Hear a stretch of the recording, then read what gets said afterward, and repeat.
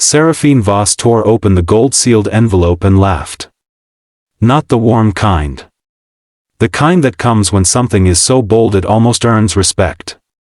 The invitation was printed on heavy cream paper, embossed with the Crest family seal, a wolf midhowl, crowned in silver. At the top, in clean black letters, "You are cordially invited to the naming moon ceremony of Iron Hollow Pack," and at the bottom, handwritten, as if it were an afterthought, * attendance is expected. Darien, * expected. She set the letter on the kitchen table and looked at it for a long moment. From the hallway came the sound of small feet on hardwood, and then Cale appeared in the doorway, 4 years old, dark-haired, with gray eyes that saw everything. "Mama, who's the letter from?" "Nobody important," she said. She picked up her pen and wrote 2 words on the back of the envelope. Then she sealed it and handed it to her assistant without a second glance. The 2 words were, "I'll be there." 5 years ago, Seraphine had stood in the great hall of Iron Hollow and listened to Darien Crest tell his pack she was worthless. He hadn't used that word exactly. He'd used words like deficient and unable to carry the bloodline forward and unfit for the role of Luna. He'd stood tall in his ceremonial black, voice steady, eyes cold, and he had rejected her before every alpha, elder, and pack member in attendance. His healers had provided documentation. Medical records. Signed and sealed. Barren, they said. She'd been 22.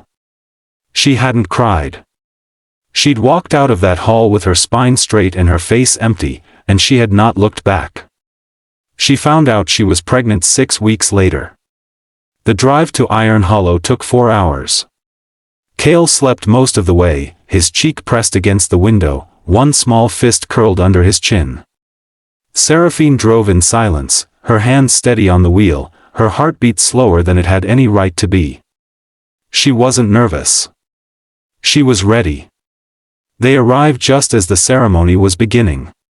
Through the great stone doors of the ceremonial hall, she could hear Elder Rowan's voice carrying the ancient words of the naming moon rite, the sacred tradition where a new heir was presented to the pack under the full moon, blessed, and recorded in the pack's blood history. Darien had planned this perfectly. The hall would be full. Every ally, every elder, every rival alpha watching him at his most powerful, presenting his new heir with Mira at his side. He had invited his humiliated, barren ex-mate to watch from the back. Seraphine straightened Cale's collar, took his hand, and walked through the doors. The effect was immediate. She felt the room shift before she had taken 3 steps inside. Heads turned. The murmuring started low, like a current moving through water, and then spread fast. She kept her eyes forward, her pace unhurried, and she did not stop until she reached a seat midway down the hall, visible, central, impossible to ignore. She sat. Cale sat beside her, his gray eyes sweeping the room with calm curiosity. At the front of the hall, Darien stood on the dais.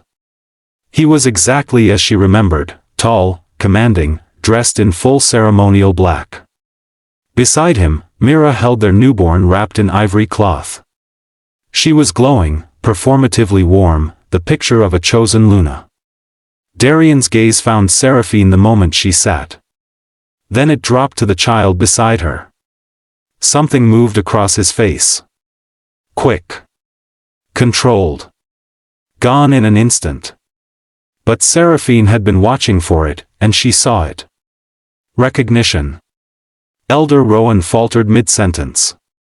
He was an old man, sharp-eyed and bound by law above all else. He had been present at Seraphine's rejection. He had witnessed the documentation. He stared at Cale the way a man stares at something that rewrites everything he thought he knew. Darien's voice cut through the murmur, smooth and authoritative. Elder Rowan. Continue. The old man looked at him. Then back at Cale. Then he cleared his throat. Yes.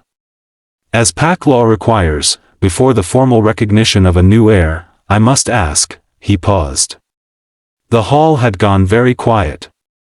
Is there any blood heir of King Darien Crest, present or represented, who has not yet been formally recognized by this pack. The silence that followed was the loudest thing Seraphine had ever heard. She stood. Not dramatically. Not with anger. She simply rose from her seat, her hand releasing Kale's just long enough to straighten her jacket, and she spoke clearly enough for the entire hall to hear. My son, Kale Voss, carries the Alpha King's blood. I have a blood bond record filed with the Northern Elder Council, signed and verified 4 years ago.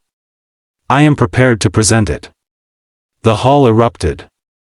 She sat back down, folded her hands in her lap, and waited. Darian descended from the dais like a storm deciding to take human form. The crowd parted for him without thinking, instinct, pack hierarchy, years of conditioning. He crossed the hall in long, measured strides, and when he reached Seraphine, he stopped close enough that only she could hear him clearly. Outside, he said. Now. I'm a guest at a ceremony, she replied, not looking up. I'd hate to be rude. His jaw tightened. Seraphine. She looked at him then. Fully. Without flinching. And something passed between them that had nothing to do with anger, the specific pain of two people who had once known each other completely. She glanced at Kale. Stay here with Elder Rowan, sweetheart. Kale looked up at her, then at the tall man standing over them both, and said nothing. He was 4 years old and already knew when a room was dangerous. They stepped into the corridor just beyond the hall doors. The sounds of the disrupted ceremony filtered through the stone walls, voices overlapping, Myra's sharp whisper, the shuffle of bodies rearranging themselves around a new reality. Darian turned on her the moment the door closed. What is this? His voice was low, controlled, but she could hear what it was costing him. What are you doing? I was invited, she said simply. Don't play games with me. That child has your eyes, she said. Your bone structure. Your blood type, which I imagine Elder Rowan is about to confirm the moment he gets his hands on the Northern Council's file. She tilted her head. Would you like to keep arguing, or would you like to hear how this ends? He stared at her. You were barren. The healers. Your healers, she said. The ones on your payroll.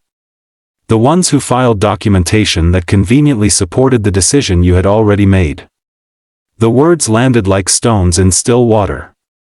Darian said nothing. That silence told her everything she had spent 4 years needing to know.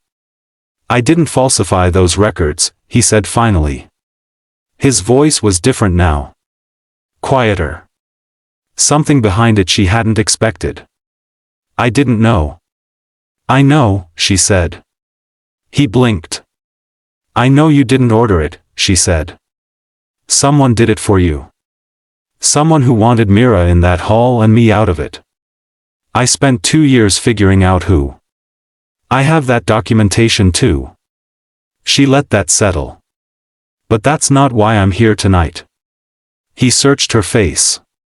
Then why? Because my son is 4 years old, she said, and he exists. And no one in this pack knew that. And he deserved to be seen in the hall where his bloodline lives, at least once, before I decide what comes next. She walked back into the hall without waiting for his response. Elder Rowan had not continued the ceremony. He stood at the front, the newborn's naming scroll still in his hand, watching the doors. The moment Seraphine returned and took her seat, he straightened. By the law of Iron Hollow and all pack territories recognized by the Elder Council, he said, his voice carrying the full weight of ceremony, I am required to formally record the claim presented this evening before any further rites may proceed. Mira made a sound. Sharp. Short. Quickly swallowed. Rowan looked at Seraphine. Do you present the documentation willingly, and in accordance with pack law? I do, she said. She reached into her bag and produced a sealed envelope, the Northern Council's mark stamped in deep red across the front.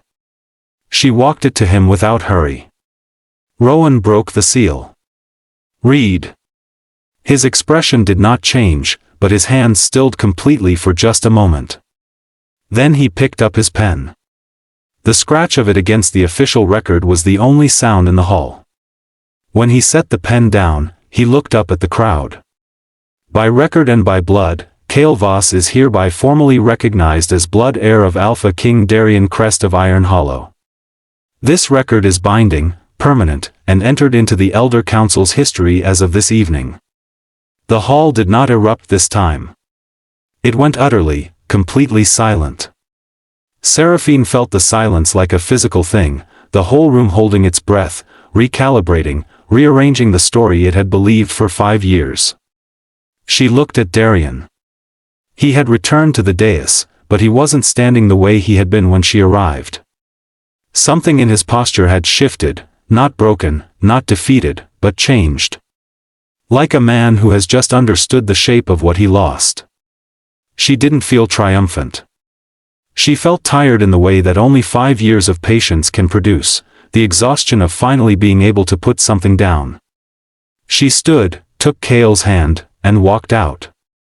The night air outside Iron Hollow was cold and clean. The full moon sat enormous over the estate, washing everything silver. Kael's hand was warm in hers. They walked in silence for a moment. Then, "Mama." Was that my father?" She stopped walking. Looked down at him. His gray eyes, Darien's eyes, were steady and curious and completely without fear. She crouched to his level. "That's his question to answer," she said quietly.